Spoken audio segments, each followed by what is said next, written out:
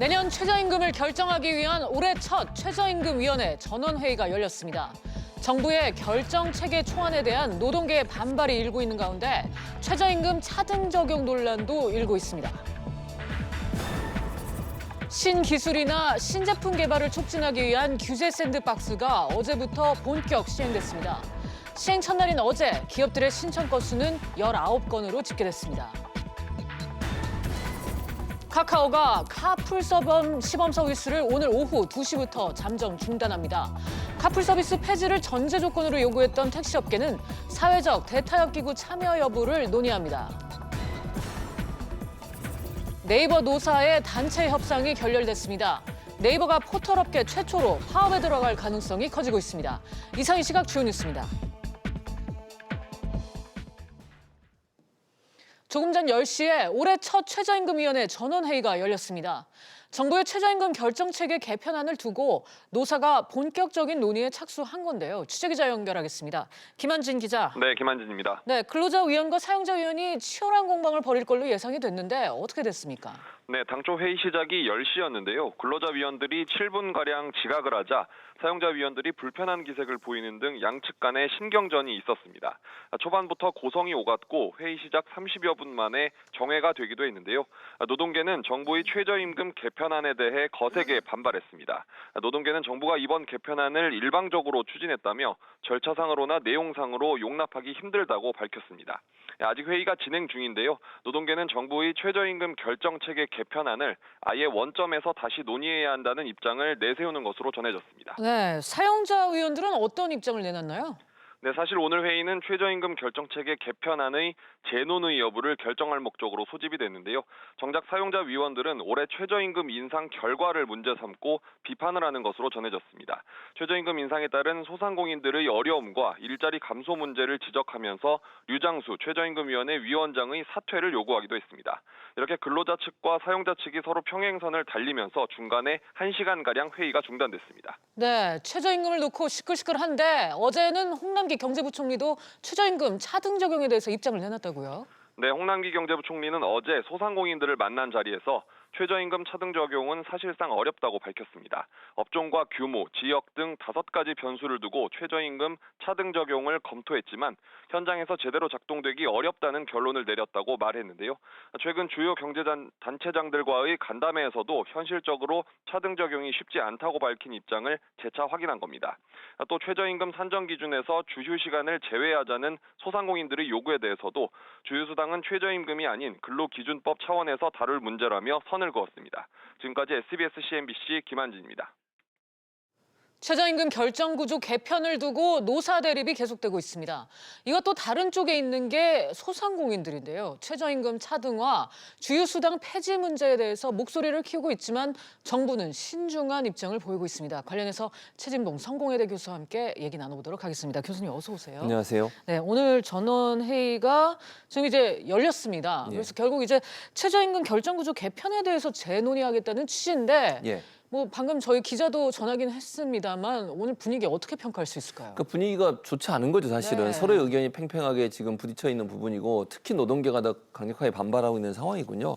그러니까 현재 지금까지는 어떻게 되냐면 최저임금위원회에서 모든 걸 결정하지 않습니까? 최저임금을 얼마로 할지를 그렇게 결정하는 건데 이 최저임금위원회라고 하는 것이 근로자위원 9명, 사용자위원 9명, 그리고 공익위원 9명으로 구성이 돼 있어요. 네. 근데 이 구조를 정부가 좀 바꿔보겠다고 초안을 냈습니다. 개편안에 초안을 냈는데 개편안 내용을 보면 두 개를 이걸 나누는 거거든요. 하나는 구간 설정위원회를 만들고요. 그리고 결정위원회 두 위원회로 나누고 구간 설정위원회에는 전문가들로 구성된 그러니까 경제 전문가, 노사 전문가 이런 분들이 들어가게 되겠죠. 그래서 전체 이제 최저임금의 상한선과 하한선 그 범위를 정해주는 겁니다. 그 범위 안에서 결정위원회에서 이제 여기는 노조 그다음에 노조 측, 사측 그리고 이제 정부 측 이 위원들이 함께 모여서 그 범위 내에서 그걸 정하게 되는 거죠. 그러니까 미리 한 번 더 전문가들이 어느 정도 범위로 최저임금을 정할지를 결정할 수 있는 구조를 만들자는 건데 이 문제에 지금 노동계가 반발을 하고 있어요. 그래서 전문가로 구성된 부분에 노조가 들어가지 않기 때문에 이런 부분에서 지금 반발을 하고 있고 지금 현재 이제 사측은 사실은 요 구조에 대해 정부안에 대해서는 긍정적인 평가를 하고 있는데 오늘 지금 회의에 들어가서 지금 논란이 되고 있는 부분은 올해 오른 그 최저임금 임금 금액에 대해서 지금 불만을 표현하고 있는 상황이다 이렇게 볼 수 있을 것 네, 같습니다. 그러니까 지금 최저임금을 결정하는 데 있어서 이분화를 하는 거, 그러니까 구간을 설정한 다음에 그 구간 내에서 또 정하는 최저임금을 거, 정하는 거. 최저임금을 정하는 예, 거. 맞습니다. 이 안에 대해서 지금 노동계는 이제 반대를 한다고 반발하고. 말씀을 해주셨는데 예.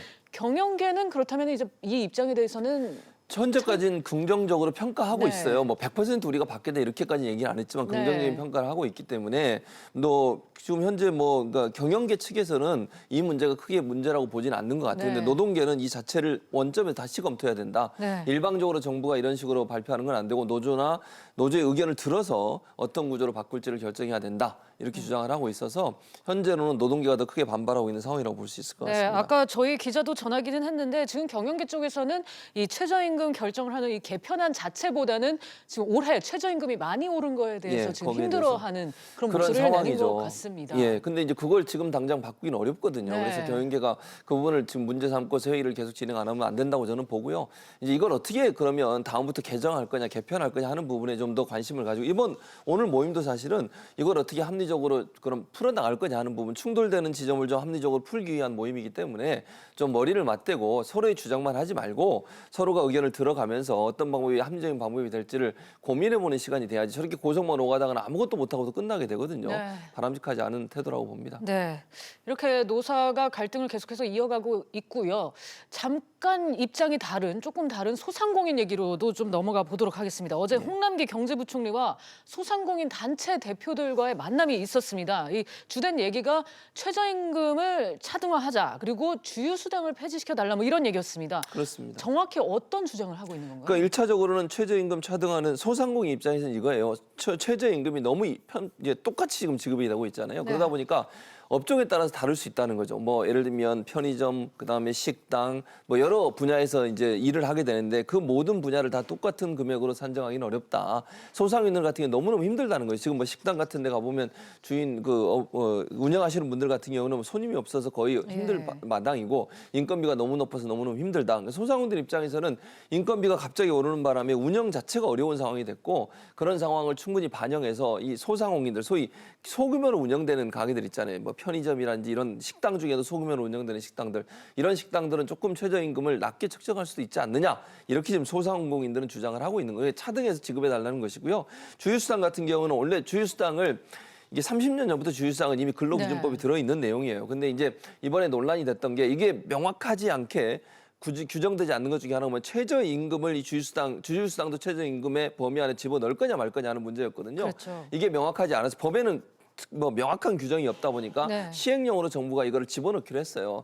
거기에 이제 소상공인들이 불만을 갖고 있는 거죠. 주유수당은 최저임금에 집어넣지 말아달라. 네. 또 주유수당을 아예 폐지해달라. 이렇게 지금 주장을 하고 있는 상황입니다. 네, 먼저 그러면 최저임금 차등화 관련해서 얘기를 해보면 홍남기 경제부총리가 신중한 모습을 보인 것 같아요. 그렇습니다. 아까 뭐 기자 리포트에 잠깐 나왔는데 이게 5가지 정도 범위를 가지고 이제 생각을 해본 것 같아요. 업종별로 그럼 차등화시킬까? 네. 또는 그 기업의 규모 또는 지역별로 뭐 수도권, 지방 이렇게 나누겠죠. 예. 나이별, 그다음에 내국인, 외국인 이런 5가지 정도 변수를 가지고서 차등 지급을 해보려고 시도를 해본 것 같아요. 또 현장에서 실험을 해봤는데 홍남기 부총리 말에 의하면 이게 실제 적용하는데 너무 어렵다는 거예요. 이게 이렇게 딱 잘라서 이런 여러 가지 5가지 어떤 기준을 가지고 차등 지급하기가 상당히 어려운 부분이었다. 그러니까 적용이 어렵다라고 하는 뭐 현실적인 문제 때문에 이거는 좀 어려울 것 같다. 그렇게 지금 밝히고 있는 상황이고 주유수당 같은 경우도 아까도 제가 말씀드렸습니다만 이게 그 근로기준법 안에 포함되어 있는 내용이에요. 네. 그러니까 주유수당 자체를 없애는 거는 이거는 근로기준법 자체를 바꿔야 되는 거거든요. 그러면 그러니까 그건 어렵다고 저는 보여지고 그러면 근로기준법 안에 들어있는 주유수당을 최저임금 수준까지 계속 맞춰서 줄 거냐 하는 부분. 이 부분은 네. 왜냐하면 회사마다 약간 다르게 주거든요. 주유수당을. 그러니까 이 부분도 논란이 될 수 있는 부분인데 정부는 지금 현재 구조로 가자고 지금 주장을 하고 있는 거고 소상공인 입장에서는 이것도 좀 금액을 최저임금 수준으로 넣지 말고 알아서 본인들이 기업별로 또는 업체별로 줄 수 있도록 하자 이렇게 지금 주장을 하고 있는 거죠. 네. 정말 상황이 쉬워 보이지 않습니다. 이견이 좁혀질 것 같진 않고요, 당장은. 앞으로 정부가 현장을 끌고 갈 만한 이 소상공인들을 좀 어루만져줄 수 있는 좀 방안이 필요해 보이는데. 맞습니다. 그래서 이제 첫째로는 지금 현재 정부가 추진하는 것 중에 하나가 뭐냐면 최저임금 속도 조절론을 얘기하고 있지 않습니까? 예. 그러니까 인상폭을 약간 줄이면서 속도를 조절하는 부분으로 지금 정책이 추진되고 있는 것을 알려지고 있기 때문에 그게 첫 번째 해법이 될 것 같고요. 두 번째는 소상공인을 종합적으로 지원하려고 하는 정부가 입법한 게 있어요. 그게 소상공인 기본법입니다. 이게 작년 12월에 입법을 했는데 아직 국회 통과를 못하고 있거든요. 그래서 빠른 시간 안에 정부와 여당이 국회 통과를 하도록 해서 소상공인들을 정부가 지원할 수 있는 어떤 체계를 만든다. 법적 어떤 제도적 체계를 만드는 방법에 올인할 것으로 보여지고 지금 현재 중소벤처기업부 안에 소상공인 담당 부서도 만들고요. 정부 내에서도 소상공인을 지원할 수 있는 어떤 태스크포스도 만들어서 운영할 계획이라고 알려지고 있어서 지금 좀 답답하시겠지만 정부가 하는 일을 조금 더 지켜보시면서 지원받을 수 있는 부분들은 지원받고 또 정부는 적극적으로 나서서 위기에 처해 있는 소상공인들의 어려움들을 좀 적극적으로 듣고 할 수 있는 범위 내에서 좀 해결하려는 노력을 보여야 될 것으로 생각이 됩니다. 네, 마지막으로 하나만 더 여쭤볼게요. 지금 이제 많은 지적이 나오는 게 지금 정부의 이 최저임금과 관련한 이 방안들이 어느 누구도 지금 만족하지 못하고 있다. 그런 상황이죠. 지금 그런 지적이 나오고 있는데 네.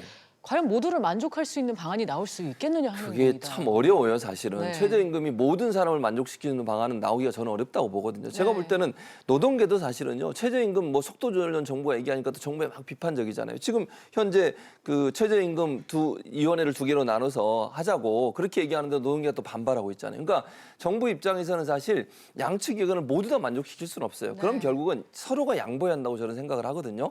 한쪽 의견만 전폭적으로 들을 수는 없는 거고 사용자든 노동계든 한 발씩 양보하는 방법밖에 없다. 네. 정부는 그 중간에서 중간적인 역할을 잘 해야 된다 이런 생각이 듭니다. 네, 홍남기 경제팀이 어떻게든 현명한 해법을 내놓을 수 있기를 좀 기대해 보도록 하겠습니다. 교수님 오늘 말씀 여기까지 듣겠습니다. 네, 감사합니다. 새로운 기술이나 서비스의 각종 규제를 면제해주는 규제 샌드박스 제도가 오늘로 시행 이틀을 맞았습니다. 어제는 신청 첫날부터 20건 가까이 접수가 됐는데요. 자세한 소식 취재기자 연결해 알아보겠습니다. 안지혜 기자. 네, 산업통상자원부에 나와 있습니다. 네, 규제 샌드박스 제도가 본격 시작됐죠. 네, 규제 샌드박스는 신기술이나 서비스가 국민 생명과 안전을 위협하지 않을 경우 신속히 임시 허가 등을 해주는 제도를 말합니다. 그동안 신산업을 키울 기술력이 있어도 기존 법과 규제 때문에 사업 추진이 더딘 기업들이 많았습니다. 어린이들이 자유롭게 노는 놀이터 모래밭처럼 기업들의 제약 없는 혁신 활동을 지원하겠다는 취지로 샌드박스라는 단어를 사용했습니다. 어제까지 이 혜택을 신청한 신기술 사례는 모두 19건입니다. 네, 주요 신청 내용은 어떤 것들이 있나요? 네, 우선 KT와 카카오페이가 공공기관의 고지서도 모바일로 전송할 수 있게 해달라고 신청했습니다. 지금껏 국민연금공단 등 공공기관은 우편을 통해서만 고지 업무를 해왔는데요. 이번 신청이 통과되면 그간 규정이 없어서 못했던 카카오톡이나 문자메시지 고지도 가능해집니다. 또 현대자동차는 수소차 충전소를 도심 지역에도 설치하게 해달라고 요청했고 블록체인을 이용한 해외 송금과 온라인 폐차 견적 서비스, 버스 LED 광고판 등을 허용해달라는 신청들이 접수됐습니다. 네, 신청 후의 절차는 어떻게 되는지 궁금한데요. 네, 우선 정부가 심의위원회를 열어서 규제 샌드박스의 적용 대상을 선정합니다. 해당 사업이 안전상 문제가 없다면 시장에 바로 선보일 수 있도록 임시 허가나 실증 특례를 내주는데요. 정부는 이번 19개 안건에 대해서 다음 달까지 조치를 마무리할 예정입니다. 지금까지 산업통상자원부에서 SBS CNBC 안지혜입니다. 카카오가 카풀 시범 서비스를 오늘 오후부터 잠정 중단합니다. 카풀 중단을 전제 조건으로 내걸었던 택시업계는 오늘 기자회견을 열고 입장을 밝힐 예정인데요. 자세한 내용 취재기자 연결해 알아보겠습니다. 김정현 기자. 네, 김정현입니다. 네, 예고됐던 대로 카카오 카풀이 일단 중단이 되죠. 그렇습니다. 오후 2시부터 중단되는데요. 시범 서비스 시작 한 달 만입니다. 앞서 카카오 측은 카풀에 대한 오해가 커지고 있고 이해 관계자들과의 원만한 사회적 합의를 위해 서비스 중단을 결정했다고 밝혔습니다. 그동안 택시업계는 카카오가 카풀 서비스를 중단해야만 사회적 대타협 기구에 참여하겠다는 뜻을 밝혀왔는데요. 일단 택시업계의 참여가 더 중요하기 때문에 카카오 측이 이 같은 결정을 내린 것으로 풀이됩니다. 네, 오늘 택시업계 기자회견은 어떤 내용이 나올까요? 기자회견은 오후 2시, 그러니까 카풀 서비스가 중단되는 시간에 맞춰 국회 앞에서 열릴 예정인데요. 앞서 택시 사단체는 어제 오후부터 사회적 대화에 참여할지를 놓고 각 단체별로 논의를 진행했습니다. 그 결과가 오늘 나올 것으로 예상되는데요. 대화 참여 선언이 나올 것으로 기대되고 있습니다. 하지만 어제 상황만 감안하면 쉽게 결론을 내리지 못했기 때문에 대화 불참 선언 가능성도 배제할 수 없습니다. 특히 택시에 대한 부정적인 여론을 활용하겠다는 국토부 내부 문건 보도가 나오면서 이에 대한 사과를 요구하고 있고 택시기사의 분신 사망까지 겹치면서 매우 격앙된 목소리가 이어지고 있습니다. 카풀 문제 해결을 위한 사회적 대타협 기구는 다음 주 월요일에 출범 예정입니다. 지금까지 SBS CNBC 김정현입니다. SK하이닉스가 사내 벤처 육성을 통해 혁신을 추진하기로 했습니다. 특히 사업에 실패하더라도 재입사가 가능하도록 보장하는 등 직원들의 적극적인 도전을 장려할 방침입니다. 자세한 내용 취재기자 연결해 알아보겠습니다. 최나리 기자. 네, 최나리입니다. 네, SK하이닉스가 사내 벤처 육성에 나섰다고요? 네, SK하이닉스가 어제 이천 본사에서 사내 벤처 프로그램 하이게러지를 출범시켰습니다. 사내 아이디어에 창업 기회를 부여하고 이 과정에 12억 원을 지원할 계획입니다. SK하이닉스는 애플 등 글로벌 IT 기업들이 차고, 즉 게러지에서 창업한 것에 착안해 프로그램 이름을 하이게러지로 지었다고 설명했습니다. 네, SK하이닉스가 이렇게 사내 벤처 육성에 나선 이유는 뭡니까? 최태원 SK회장의 발언을 통해 유추해 볼 수 있는데요. 최 회장은 최근 청와대에서 열린 기업인과의 대화 행사에서 혁신은 실패를 먹고 자란다고 말했습니다. 결국 하이게러지 프로그램은 혁신적인 아이디어로 SK하이닉스만의 미래를 창출해내겠다는 최 회장의 의지가 반영돼 있다는 해석이 가능합니다. SK하이닉스는 지난해 8월부터 공모된 240여 건의 아이디어 가운데 6건을 최종 지원 대상으로 선정했습니다. 네, 사실 사내 벤처가 그렇게 새삼스러운 아이디어는 아닌데 SK하이닉스는 어떻게 육성할 계획이죠? 우선 부서부터 옮깁니다. 기존에 소속된 부서에서 별도의 전담 조직으로 이동 후 앞으로 최대 2년 동안 벤처 창업 전문가들의 컨설팅을 받는 등 창업 준비 과정을 거치게 되는데요. 이후에 별도로 독립할지 아니면 회사 내에서 사업을 키울지 선택하게 됩니다. 회사 측은 특히 실패하더라도 재입사를 보장한다는 계획입니다. 이는 최태원 회장이 직접 약속한 내용이기도 합니다. 지금까지 보도국에서 전해드렸습니다.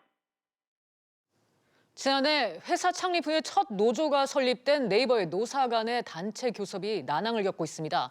중앙노동위원회의 조정 절차까지 밟았지만 이견차를 좁히지 못했습니다. 자세한 내용 취재기자 연결합니다. 김성은 기자. 네, 김성훈입니다. 네, 네이버 노사가 단체 교섭 합의에 실패했죠? 네, 네이버 노사는 지난 10일과 16일 두 차례에 걸쳐 세종시 중노위에서 노동쟁의 조정 절차를 진행했지만 최종 결렬됐다고 밝혔습니다. 중노위 조정위원들은 안식 휴가 15일과 남성 출산 휴가 유급 10일, 전 직원 대상 인센티브 지급 기준에 대한 설명 등을 조정안으로 제시했는데요. 노조 측은 조정안을 수용했지만 사측은 거부해 합의점을 찾는 데 실패했습니다. 네, 사측의 조정안을 거부한 이유는 뭐죠? 네, 사측은 이번 조정안에 협정 근로자 지정에 관한 내용이 빠져 있다는 점을 거부 이유로 들었습니다. 협정 근로자는 노조조합원 중 쟁의 행위에 참가할 수 없는 근로자의 범위를 단체 협약으로 정해놓은 겁니다. 사측은 네이버의 서비스를 안정적으로 유지하기 위해서는 협정 근로자 지정이 반드시 필요하다는 입장입니다. 네, 이에 대해서 노조는 어떤 입장을 내놓고 있습니까? 네, 사측의 조정안 거부에 실망감을 드러내면서도 아직 대화의 문은 열려 있다는 입장입니다. 조정 결렬로 획득한 쟁의권 행사에도 신중한 상황입니다. 우선 오는 21일 조합원을 대상으로 간담회를 열고 조합원 투표 등 향후 대응 방안을 마련한다는 계획입니다. 지금까지 SBS CNBC 김성훈입니다. 지난해 소비자가 직접 부당한 광고 행위 등을 감시한 결과 SNS 마켓 분야에서 위반 행위가 가장 많이 적발된 것으로 나타났습니다. 공정거래위원회는 소비자 법 집행 감시요원이 지난해 하반기 SNS 마켓과 상조업 분야 등을 감시해 제보한 1,700여 건 가운데 1,200여 건에 대해 경고와 자진 시정 조처를 내린다고 밝혔습니다. 특히 제보 가운데 SNS 마켓 분야가 880여 건으로 가장 많았는데 최근 SNS 마켓 거래가 급증하면서 판매자들이 정당한 사유 없이 교환과 환불을 거부하는 등의 사례가 늘고 있는 것으로 조사됐습니다. 금융권의 검찰이라고 불리는 금융감독원 임원 인사가 임박했습니다. 이르면 오늘이나 다음 주쯤 인사가 나올 것으로 보이는데요. 이번에 부원장보 3명 교체가 유력합니다. 조기 교체에 따른 내부 진통이 있을 걸로 전해지고 있는데 취재기자 연결해 알아보겠습니다. 박규준 기자. 네, 금융감독원입니다. 네, 임원 인사가 임박했는데 이번에 교체되는 부원장보는 3명이라고요? 네, 아직 확정된 건 아닌데요. 3명인 걸로 유력한 상황입니다. 금감원의 부원장보는 총 9명인데요. 이 중 보험과 증권, 기획경영 담당하는 부원장보 자리에 새로운 인물이 들어설 것으로 보입니다.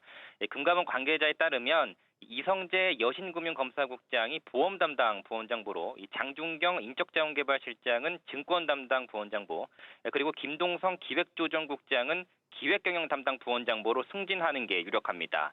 앞서 윤석헌 금감원장은 지난달 말에 임기가 2년이나 남은 부원장보 9명 전원에게 사표를 요구한 바 있는데요. 이 9명 중에서 보직 이동을 제외하면 현재 은행 담당과 보험 담당 그리고 공시조사 담당 부원장보가 자리에서 내려올 것으로 보입니다. 네, 그런데 이 중에서 보험 담당 부원장보 인사를 두고 뒷말이 무성하다면서요? 네, 맞습니다. 이 윤 원장의 사표 제출 요구에 유독 이 보험 담당 부원장보만 불응하고 있는 걸로 알려지고 있기 때문인데요. 금감원의 내부 관계자는 이 보험 담당 임직원과 보험 업계 간의 유착 의혹이 나오는 상황에서 이 다른 업권보다 보험에 대한 불신이 큰 이 윤석헌 원장이 이번에 이 보험 담당 부원장보를 바꾸려는 것이다 이렇게 말했습니다. 신임 보험 담당 부원장보로 유력한 이성재 여신금융검사국장은 이 강성으로 알려져 있는 인물이기도 한데요. 2016년도 보험업계가 이 자살보험금 문제로 들썩였을 때 이성재 당시 이 보험준법검사국장은 삼성생명 등 대형 생보사들을 상대로 중징계를 이끌어낸 바 있습니다. 문제는 현재 보험 담당 임원이 이 사표 제출을 끝내 거부하는 상황에서 새로운 인사가 보직 발령이 나는 경우인데요. 이에 대해 금감원의 한 관계자는 이 윤 원장의 최대 고민이 바로 그 부분일 것이라면서 다만 과거에도 업무 배제를 시키고 새 인물로 임명했던 전례는 있다 이렇게 말했습니다. 지금까지 금융감독원에서 SBS CNBC 박규준입니다. 한동안 중단됐던 기획재정부와 국세청 간의 인사교류가 재개됐습니다. 과장급 인사를 주고받은 건 지난 2017년에 중단된 이후에 2년 만이라고 하는데요. 자세한 내용 취재기자 연결해 알아보겠습니다. 정민아 기자. 네, 정인합니다. 네, 기재부와 국세청 간의 인사교류가 단행됐다던데 이거 어떻게 된 건가요? 네, 지난달 25일 강상시 국세청 장려세제 신청과장이 기획재정부 조세분석과장으로 자리를 옮겼습니다. 그리고 기재부에서는 병강욱 당시 조세분석과장이 서울 동대문 세무서장으로 이동했는데요. 그리고 과장급뿐만 아니라 국세청 사무관 2명이 기재부로, 기재부 사무관 4명이 국세청 과장급으로 정식 발령되는 인사교류가 단행됐습니다. 네, 기재부와 국세청이 인사교류를 했다는 게 2년 만이라면서요. 네, 기재부와 국세청은 지난 2011년부터 매년 인사교류를 단행해 왔는데요. 과장급 인사교류는 2017년부터 중단된 이후 2년 동안 이뤄지지 않아 이번 인사교류가 주목받고 있습니다. 네, 그동안은 인사교류가 왜 중단된 겁니까? 네, 기재부는 인사적체가 심한 정보부처인데요. 국세청에서 핵심 보직에 있던 과장이 기재부와 연차에 밀리면서 주요 보직을 받지 못하는 일이 발생해 인사교류가 중단된 것으로 알려졌습니다. 게다가 두 부처가 갈등을 빚는 일도 발생했는데요. 지난해 6월에는 국세청이 기재부에 건의한 주류세 개편을 기재부가 세법 개정안에 포함하지 않았고요. 지난해 8월에는 세법 개정안에 담긴 세무조사 녹음권을 두고 국세청이 공무원의 조사 활동을 위축시킨다고 반발하는 바람에 법 개정이 무산되기도 했습니다. 하지만 이번 인사교류가 관계 회복의 신호탄이 되지 않을까 하는 기대감이 나오고 있습니다. 지금까지 SBS CNBC 정인아입니다. 대표적인 수시 입출금 상품인 요구불예금 증가 속도가 두드러지게 둔화된 것으로 나타났습니다. 한국은행에 따르면 지난해 3분기 말 국내은행 요구불예금 잔액은 194조 5,446억 원으로 1년 전보다 2% 늘어나는 데 그쳐 8년 만에 가장 낮은 증가율을 보였습니다. 이는 금리가 오르면서 정기예금 등 저축성 상품으로 갈아타는 경우가 늘어났기 때문으로 풀이됩니다. 김영철 북한 노동당 부위원장이 2차 북미 정상회담과 비핵화 조율을 위해 2박 3일 일정으로 미국 워싱턴을 방문했습니다. 공식 일정은 아직 발표되지 않은 가운데 김 부위원장은 현지 시간으로 내일 마이크 폼페이오 국무장관과 고위급 회담을 한 뒤 트럼프 대통령을 만나 김정은 위원장의 친서를 전달할 것으로 전망됩니다. 증시 상황입니다. 국내 증시는 미중 무역 분쟁 완화 기대감 속에 오늘 상승세 보이고 있습니다. 현재 코스피 0.6% 오르면서 2,110포인트, 코스닥도 1%가량 오르면서 693포인트에 거래되고 있습니다. 오늘 주목해보셔야 할 종목들 살펴보겠습니다. 현재 지금 현대차가 상승세 보이고 있는데요. 지금 정부가 수소경제 로드맵을 발표를 하면서 현대차의 수소 전기차가 탄력을 받을 예정입니다. 1%가량 오르면서 13만 1,000원 원에 거래가 되고 있고 이외에 수소 관련주 성창오토텍과 대우부품도 모두 상승세 보이고 있습니다. 셀트리온도 현재 강세 보이고 있는데요. 트룩시마 관련 특허 소송에서 승소했다는 소식에 현재 현재 2.56% 상승하면서 20만 500원에 거래되고 있습니다. 반면에 하나은행은 하락세입니다. 하나은행과 외화은행 통합 4년 만에 두 은행 직원들에 대한 인사급여 복지 제도에 대한 통합안이 마련됐는데요. 오히려 1%가량 떨어지면서 37,950원에 거래되고 있습니다. 지금까지 증시 상황이었습니다. 오늘 저희가 준비한 내용은 여기까지입니다. 시청해주신 여러분 고맙습니다.